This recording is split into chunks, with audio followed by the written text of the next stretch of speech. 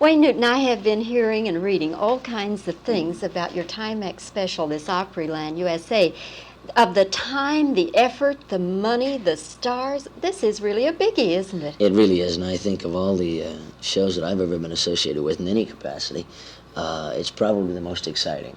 Not only in terms of the other performers who are on the show, Tennessee Ernie Ford, Petula Clark, Carol Lawrence, Melba Moore, but the fact that it was done at a place called Opryland, which is in Nashville, Tennessee, and is their answer to Disneyland, and quite an answer, I must say. It's a magnificent place of about 200 acres, and we shot the special over the entire 200 acres, and we were constantly on location, and constantly on a hill or on a tram or running down a log run into the water or whatever.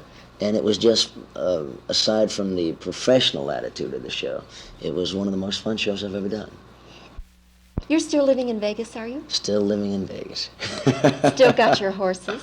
Well, I have a few more since the last time we talked. Now, you're still into Arabs, Arabians? Still into Arabians. Okay. We have, at the end of this foaling season, we'll have about 135 head.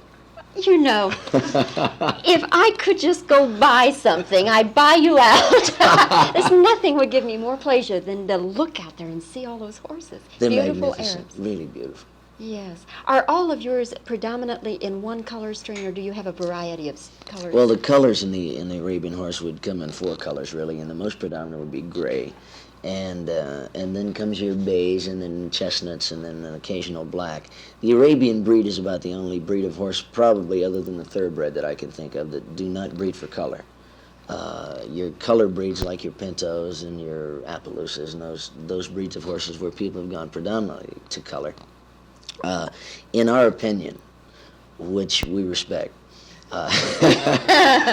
they tend to give up something to conformation every time. So color has totally been unimportant in the Arabian breed, although we wouldn't like a lot of white on some of our horses. The color is really secondary. Are you shipping horses all over the world? We have shipped horses to England, Australia, Poland, and we have bought horses all over the world, from Egypt and Poland, and Australia and England and Where Spain. are the best horse buys? Where's the best price?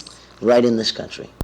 I don't think you can find a better quality horse than in this country, because what has happened is the Americans, by and large, have gone to the other countries and have truly picked their cream of the crop and brought back here and started breeding them.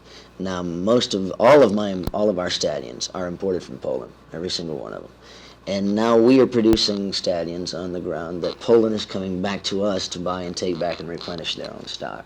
And I think that's pretty much true of most of the other countries, too.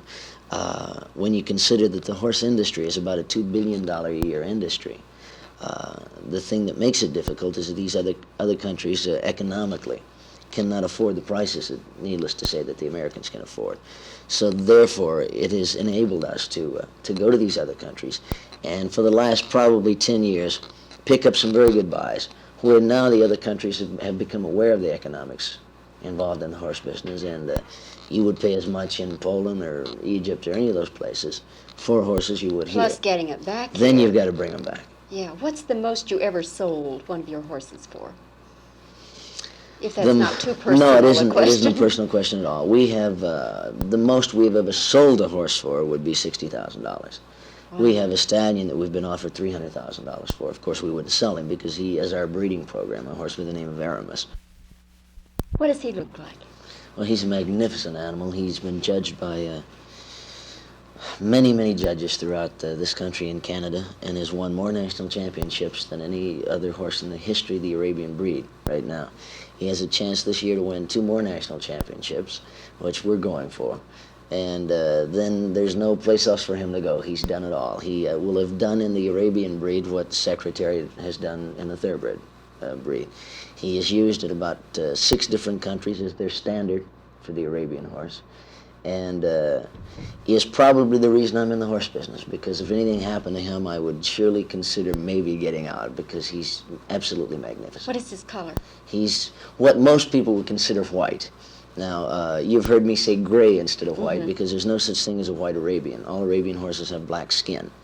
And in order to be white, they would have to have pink skin. And so he is what the layman would consider white. Although if you look down his legs, he has 4 white stockings, and you can see where the black skin stops and the white skin starts. He's got to be gorgeous. He really is beautiful. Wayne, is it because that this is early morning when we're filming this, or has your voice lowered that much? I've been listening to you. Well, it is early, but my voice has lowered considerably. It really has. Have you worked on it, or is it just in the process of maturing? It's both, I think. In working 2 shows a night, 7 nights a week, and in this run in Vegas, for instance, I'm at the Sands Hotel, and I'll be there 7 weeks without a day off. And the keys in the show and all the high notes that I'm most known for, I guess, just became too much to do twice a night. So we started lowering the keys, and of course the more I lowered the keys, the lower my voice got. And now it's to the point where I could truly sing 4 shows a night without ever getting hoarse. That's great. We'll look forward to hearing that. Thanks, Wayne, for your Pleasure. time today.